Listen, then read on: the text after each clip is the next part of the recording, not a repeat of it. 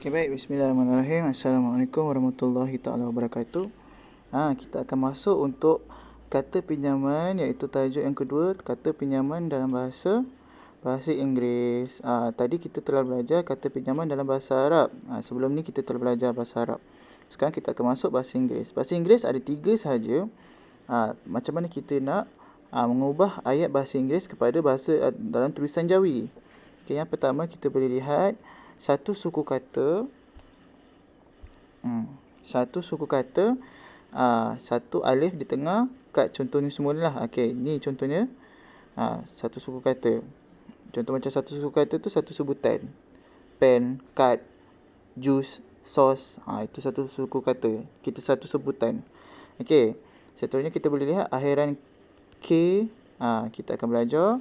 Dan yang kedua, yang ketiga adalah dua suku kata lebih ditulis berdasarkan padanan huruf Jawi. Okey, ini maksudnya ada lebih suku kata. Ini tadi satu suku kata. Yang ini adalah lebih, dua ataupun tiga. Tiga suku kata, tiga sebutan. Contoh macam kat sini, diskusi. Diskusi ada tiga suku kata. Kat sini ada tiga tanda macam mana kita nak ubah perkataan bahasa ayat dan bahasa Inggeris kepada tulisan Jawi. Okey, saya teruskan. Okay, baik, yang pertama, perkataan pinjaman bahasa Inggeris, kaedah penulisan perkataan bahasa Inggeris dalam tulisan Jawi adalah dengan menukarkan huruf Rumi kepada huruf Jawi. Mengikut padanan huruf Rumi dengan Jawi. Maksudnya kat sini perkataan pinjaman bahasa Inggeris menggunakan tulisan Rumi. Jadinya kita nak tukar kepada Jawi macam mana? Okey, sekarang kita tengok ini contoh kat bawah ni. Okey, ini untuk alif. Alif mewakili apa? Okey. Alif mewakili A. Huruf vokal A. Ini huruf vokal alif waw ya kan? Alif waw ya. Ini huruf vokal bagi Jawi. Okey, kalau huruf vokal bagi Rumi pula A, E, I, O, U. Sekarang kita lihat. Ini contoh perkataan. Apa tajuk dia? Perkataan satu suku kata. Okey, sekarang kita belajar satu suku kata, ingat. Okey, bila di tengahnya huruf A ataupun alif, nampak kat sini saya baca bila di tengahnya huruf alif ataupun A, huruf alif tidak perlu ditulis. Tidak perlu ditulis. Gariskan ataupun highlightkan dalam buku nota padat awak. Huruf alif tidak perlu ditulis. Okey, contoh kat sini. Ras, van, pam, what. Ini semua adalah suku kata, satu suku kata. Okey, kita boleh lihat kat sini, kita lihat kat atas ni saja. Okey, kita belajar yang atas ni dulu. Atas ni dulu. Yang what tu kita tengok nanti. Okey, kita lihat. Bila di tengahnya huruf alif ataupun huruf A, kalau ejaan Rumi, maka tidak perlu ditulis alif itu bila nak eja kepada Jawi.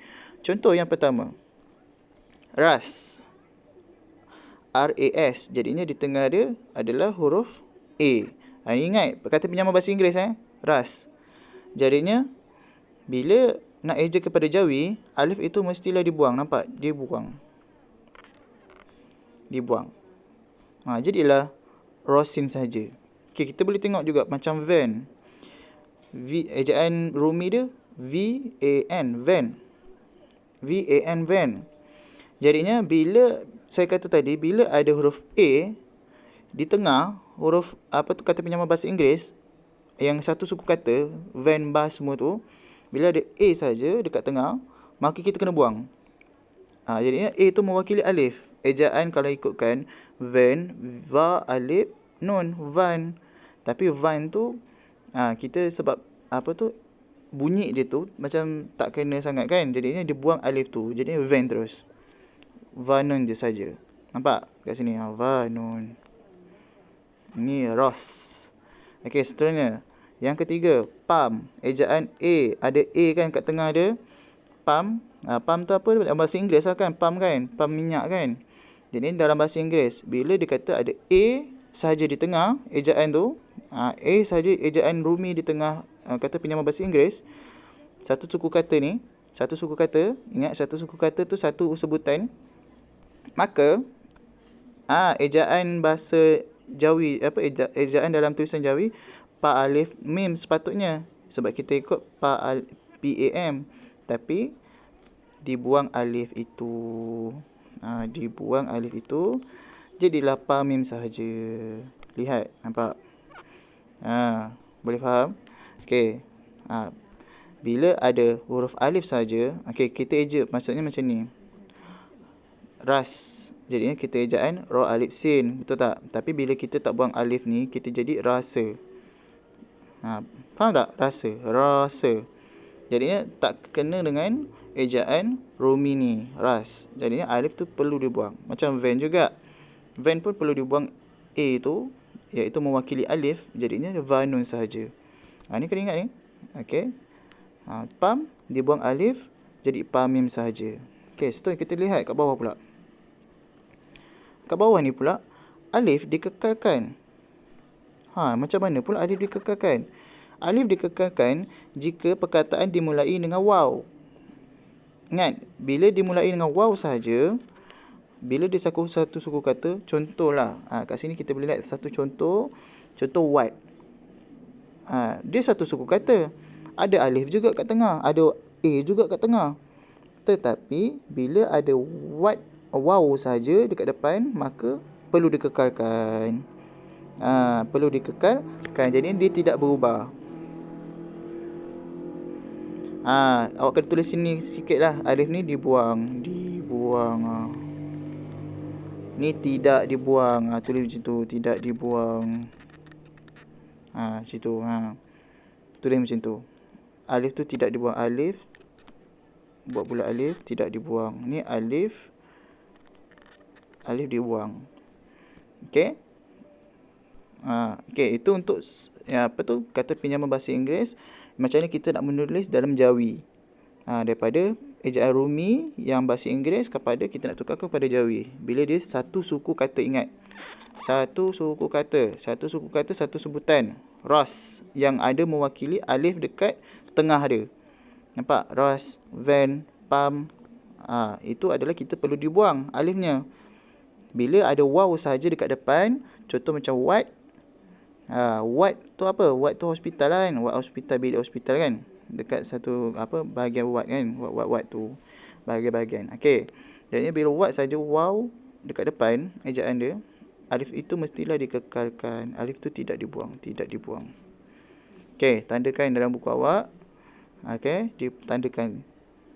Kita akan masuk seterusnya, iaitu macam mana pula yang kedua. Tadi perkataan suku kata, satu suku kata. Tengok pula yang kedua, satu suku kata juga. Tadi alif, ni waw pula. Kalau waw, contoh waw ejaan bahasa Inggeris apa? Post, suit, bomb.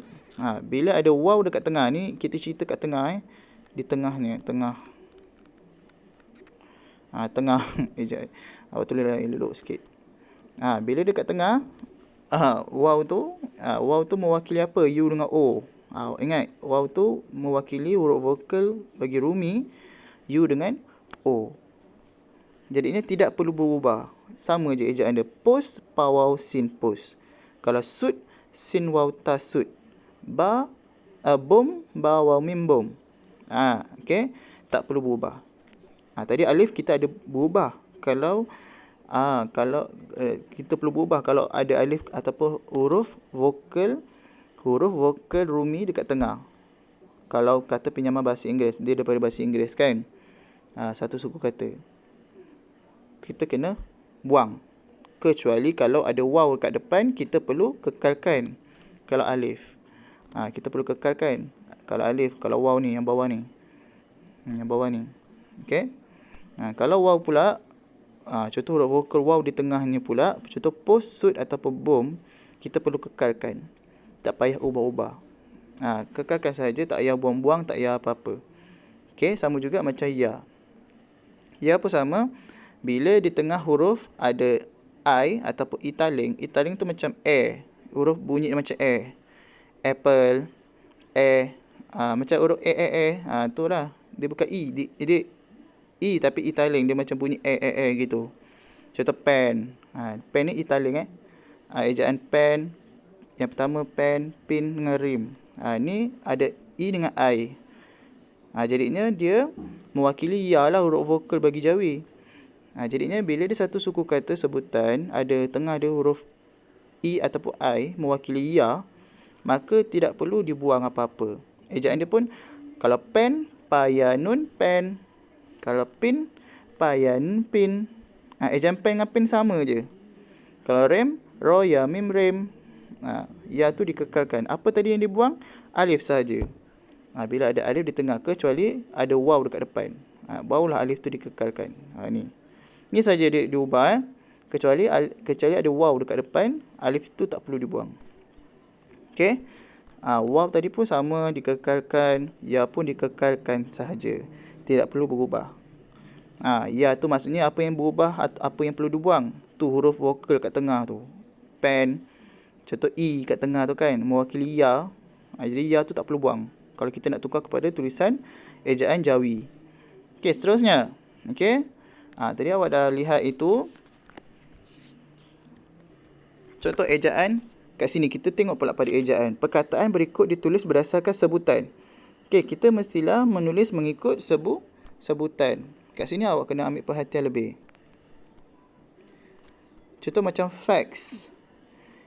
Ejaan facts, awak kena tengok dulu. Kalau nak tahu kalau nampak je ejaan bahasa Inggeris, kata pinjaman bahasa Inggeris, contoh macam facts, text, golf, x-ray, maka awak kena tulis dulu ejaan dalam Rumi dulu. Lepas tu baru boleh tukar kepada tulisan Jawi. Okey, facts, F-A-K. Dia eja betul-betul ikut. Contoh macam facts saya tulis F-A-K-S. Sepatutnya ni fa, dia kena eja betul-betul. Ni alif, ni kaf. Okey, ingat dalam Jawi, dalam kata pinjaman bahasa Inggeris tak ada huruf qaf. Qaf tu tak ada wujud pun huruf qaf. Ni sin. Tapi bila kita lihat kat sini, ejaan facts, fa, kaf, sin sahaja. Fa, kaf, sin sahaja. Sebab kenapa? Alif itu dibuang. Kenapa alif itu dibuang? Kenapa dibuang? Sebab, tadi kita belajar apa tadi? Satu suku kata. Bila dekat tengah dia ada A, fact. Kalau kita fa kan, jangan fikir lain Ini kita belajar. Bila ada alif, fa ke situ. Jadi alif itu bila ada je alif, dia tak bunyi, tak sesuai. Jadinya kita belajar tadi, kalau ada A saja kat tengah ataupun A saja dia mewakili alif, kita kena buang alif tu. Jadinya ejaan ni jadilah macam ni. Nampak tak ada alif kan? Kita kena eja, patutnya kita kena eja macam ni. Kita tulis dulu bahasa Inggeris. Lepas tu kita turunkan F tu mewakili fa, A itu mewakili alif, kaf itu mewakili K mewakili kaf, sin S mewakili sin. Bila kita cantumkan fa alif kaf sin, sepatutnya, tapi alif itu dibuang. Sebab apa tadi kita belajar? Satu suku kata bila ada A saja dekat tengah, maka kita kena buang alif itu. A itu mewakili alif. Okey, kat sini persoalan yang kedua. Kenapa sin itu berpisah? Kenapa sin berpisah? Tadi awak kena ingat, perkataan berikut ditulis berdasarkan sebutan. Fact, kita akan eja mengikut sebutan. Contoh fact, F-A-K. Satu sebutan, S tu adalah tambahan. Faham tak? F-A-K adalah satu sebutan, S itu tambahan. Sama juga macam ni. F-A-K adalah fa, kaf adalah satu sebutan, sin itu ada tambahan, dia tak boleh cantum. Dia macam bunyi fa, bila ada fa, ada macam bunyi desiran kan? Bila ada bunyi desiran sahaja, maka kita kena tak boleh gabungkan perkataan itu. Kita kena pisahkan. Ingat ni, ini adalah penting Okey, persoalan pertama tadi, kenapa alif itu dibuang? Sebab tadi kita belajar bila ada alif di tengah ataupun alif tu mewakili A, kita kena buang. Ingat, tadi saya dah ajar. Okey, sekarang persoalan kedua. Kenapa sin berpisah daripada huruf satu sebutan ni? Fa. Contoh fa, S tu kenapa dibuang? S tu bila kita tukar kepada tulisan Jawi, S itu mewakili pertambahan huruf saja. Fa, s. Jadi dia ada desiran kan? Jadi ejaan dia pun sin tu berpisah. Ingat, sin itu berpisah. Kalau awak tanya saya kenapa, saya pun tak tahu. Sebab itu adalah yang kita belajar. Satu, kita akan eja, macam tadi, kita akan eja perkataan tulisan dalam bahasa kata pinjaman bahasa Inggeris, kita akan eja mengikut sebutan. Bila tambahan tu kita kena asingkan, kita kena tak boleh gabungkan. Contoh macam sin lah. Fa, s. Sin tu dia bukan satu bunyi. Okey, boleh faham kat sini? Okey, kita tengok pula kat sini. Teks. Okey, teks kita boleh lihat ya tu tak dibuangkan sebab apa? Ya bila ada dekat tengah, ya itu dikekalkan. Okey, teks. Kenapa sin tu dia berpisah? Sebab kenapa berpisah saya kata? Sebab tag adalah satu sebutan. Tag dalam Jawi satu sebutan, S itu adalah tambahan. S itu tambahan bila bunyi saja ataupun lebih daripada ataupun golf ada bunyi macam bunyi tambah-tambahan kan. Itu adalah kita kena pisahkan, kita tak boleh gabungkan. Tag satu sebutan, sin itu dipisah. Ingat, satu sebutan kita akan eja ikut satu sebutan. Kalau kita campurkan, kita tambahkan dengan sin tu bukan satu sebutan. Okey, itu kaedah itu salah. Okey, contoh yang ketiga pula. Golf. Apa kat tengah dia ni? Huruf apa? O. O mewakili wow. Betul tak? O mewakili wow. Jadinya O mewakili wow. Dia tidak tak ada buang pun wow tu, nampak? Wow tu tak buang. Tetapi kita boleh lihat kat sini. Kenapa fa tu tidak gabung dengan lam? Padahal lam boleh je sambung dengan fa. Sebab kita bila kata pinjaman bahasa Inggeris, kita akan kekalkan ejaan gol. Kita akan eja gol saja. Fa F tu kita akan asingkan. Macam ni, gol. Fa tu diasingkan. Tak ada gabungkan, jangan gabungkan. Ingat, kita akan eja ikut perkataan. Kita akan eja ikut sebutan. Okey, eja ikut sebutan. Gol, kita akan baca gol dulu kan. Baru ada F kan kat belakang tu kan. Golf. Golf. Macam teks. Kalau macam X, kalau macam apa tadi? Fax. Kalau kita betul-betul sebut, kita kena eja ikut sebutan. Kalau dalam bahasa Inggeris, bila dia satu suku kata. Ini satu suku kata lah ni, tapi ada tambahan. Macam kat belakang ni, macam sin, S, sin juga, F. Okey, kita tengok pula yang seterusnya. X. Ejaan X. Kalau kita eja X macam mana? X. Macam ni lah. Alif, ya, kaf, ik. X. Ini ejaan X sebenar. Kenapa sin tu dikeluarkan ataupun tidak bergabung? Sebab kenapa?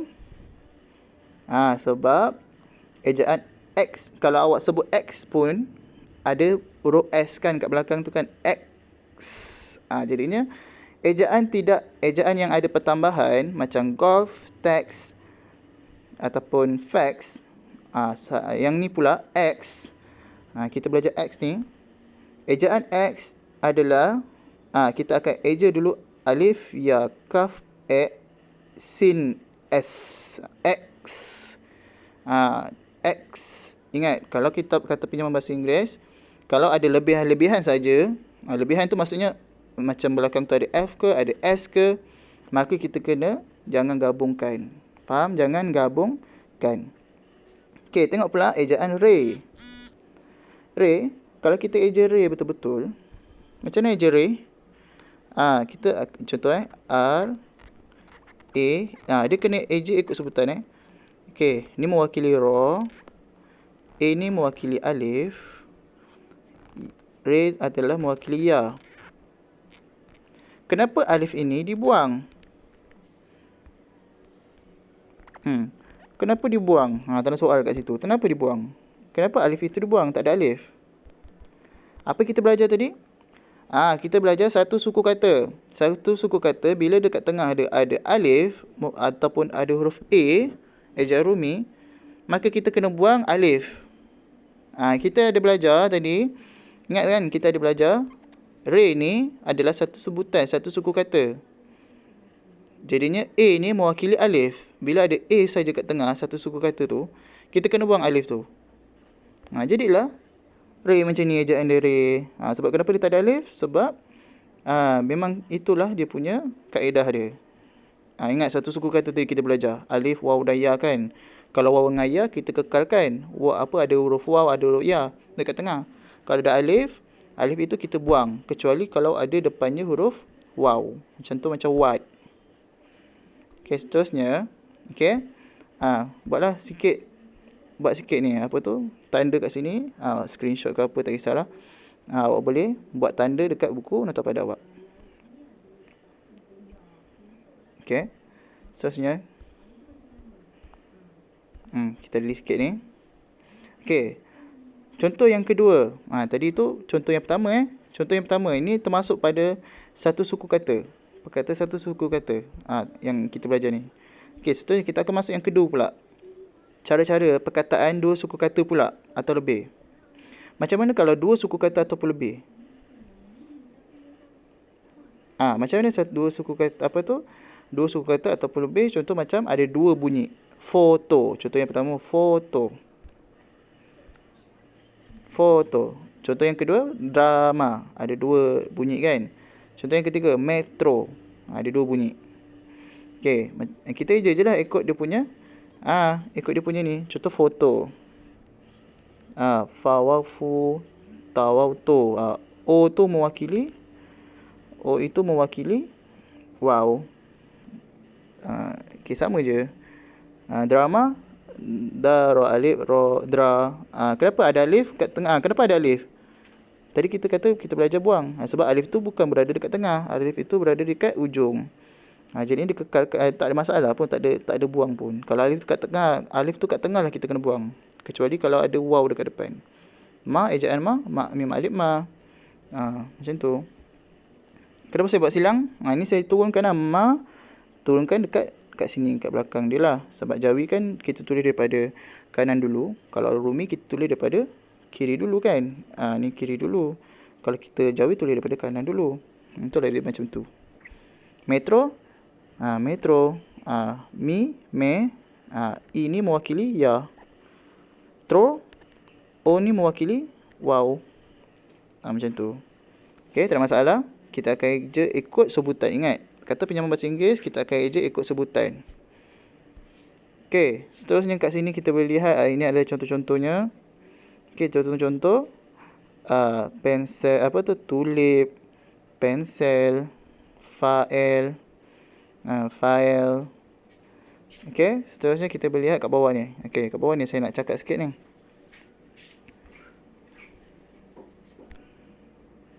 Okay, lihat betul-betul basikal. Ejaan basikal macam mana? Balik ba, sin ya si, kalam kal. Kenapa kalam kal? Kita lihat kat sini. Ejaan ni macam mana kal? K-A-L. Apa dekat tengah dia tu? Apa kat tengah dia? Ada A. Nampak suku kata yang ketiga ni, suku kata pertama, suku kata kedua, suku kata ketiga. Suku kata ketiga ni macam mana? K-A-L, kal. Kalau dalam Rumi, jadinya bila Jawi, K-A-L bila ada A saja ataupun alif saja kat tengah tu, A tu mewakili alif lah, mewakili alif. Mewakili alif. Jadi kita kena buang. Ejaan basikal macam mana? Jadi ni macam ni lah. Kalam kal, basikal. Kenapa basikal tak ada alif? Kenapa kita tak ejakan alif lam saja? Sebab dekat tengah tu ada alif. Dekat depan dia tak ada huruf waw kan? Jadi bila tak ada huruf waw, alif itu dikekalkan. Alif itu dibuang. Bila ada huruf waw, dikekalkan. Macam tu. Okay, faham? Dia ada ejaan macam ni. Ini awak kena peka basikal salah satunya. Okey, geografi. Geografi tak ada masalah. Gawawya yawau gra garo alif fayafi. Kita masalah. Ekonomi macam ni kita eja ejaan dia adalah alif ya macam ni lah ekonomi. Okey, tak masalah. Kita akan teruskan. Lupa pula tadi nak suruh buat tanda. Tapi awak kena ingat basikal ini kenapa belakang kalam dia bukan kaf alif lam? Sebab huruf di tengah dia adalah huruf A. Kal ni kan. Kal ni tengah dia huruf A. Jadinya A mewakili alif. Bila dekat tengah saja alif, kita tak boleh ada. Kita kena buang. Jadilah basikal. Ejaan basikal macam ni. Okey, faham? Okey, kita akan masuk seterusnya. Okey. Tadi yang kedua. Yang kedua ni sebab perkataan dua suku kata ataupun lebih lah. Maksudnya dua suku kata foto. Kalau lebih, 3 lah. Basikal, geografi, ekonomi. Ekonomi ada 4. Ekonomi. Kita kena eja betul-betul ikut sebutan. Ejaan macam mana? Ko, kawau ko. No, no. Mimiami. Ni. Okey, seterusnya. 2.3 pula. Okey, ini yang ketiga. Perkataan bahasa Inggeris diakhiri dengan kaf. Dieja dengan diakhiri dengan K. Dieja dengan kaf. Awak kena ingat kat sini. Buat tanda. Kaf. Maafkan saya.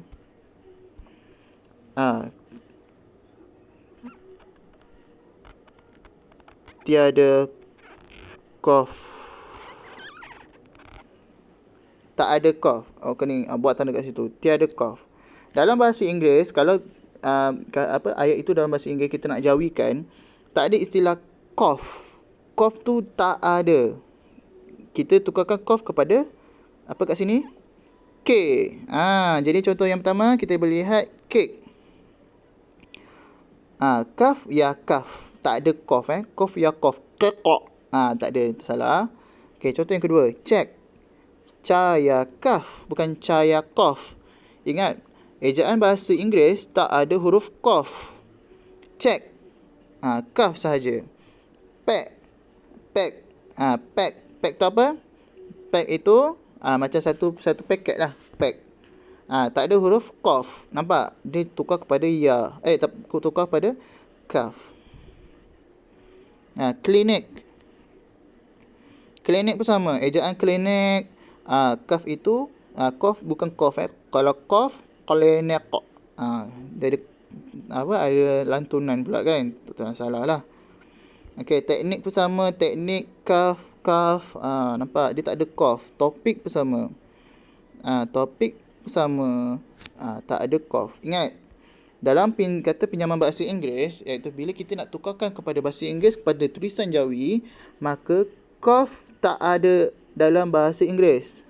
Ingat, ejaan qaf tak ada bahasa Inggeris. Contoh macam ejaan yang ada K, ada huruf K lah. Bila ada K saja dalam ejaan bahasa Inggeris, bila ada K saja, ingat, bila ada K saja, ejaan K, kita kena tukarkan kepada huruf kaf. Bila nak eja kepada Jawi lah. Kata pinjaman bahasa Inggeris. Ingat. Kena ingat betul-betul bahasa Inggeris tak ada. Bahasa Inggeris tak ada. Bila kita nak tukarkan kepada Jawi, dia tak ada ejaan huruf qaf. Dia K sahaja. Huruf K pula, huruf kaf sahaja. Okey. Kita buatlah satu soalan kat sini. Contoh macam ni. Telefon. Macam mana ejaan telefon yang betul? Nombor 16 ni. Kita eja dulu. Macam saya kata, kita kena eja dulu. Macam mana eja telefon? Okey, sekarang kita eja ikut suku satu suku kata. Tayati. Le, lam yali, fon, fa, waw, nun. Mana ejaan yang betul? Telefon. Ejaan yang betul adalah ini. Okey. Faham? Okey, kita kena eja ikut satu suku kata. Okey, jawapan dia inilah. Okey, seterusnya. Hisham sedang duduk relax. Relax ke relax? Kita kena eja dulu. Ingat, bahasa Inggeris kita kena eja dulu. Relax. Ejaan relax. R-E-L-A-X. Macam mana saya kata eja X? X tu alif, ya, kaf, sin. Alif, ya, kaf. Jarak sin. Jadi mana kat sini ejaan relax? Ataupun ejaan relax yang kalau tak X pun kaf. Kaf pula. Ada K, ada S kan, relax. Tapi kita akan ejak dengan X lah. Jadinya ejaan yang betul adalah relax. Ada sin tu dia mesti bunyi yang lebihan. Ingat, bunyi lebihan dalam bahasa Inggeris. Relax, text, fax, golf. Kita kena asingkan satu. Kita kena asingkan bunyi yang desiran, bunyi lebihan tu. Okey, contoh yang ketiga pula, nombor 18 ni. Dia seorang pemain golf. Mana ejaan golf terkemuka di Asia? Mana ejaan golf yang betul? Ingat, ejaan golf yang betul adalah fa itu mestilah diasingkan, tidak dieja sekali sebab dia adalah tambahan. Sebab kita akan eja ikut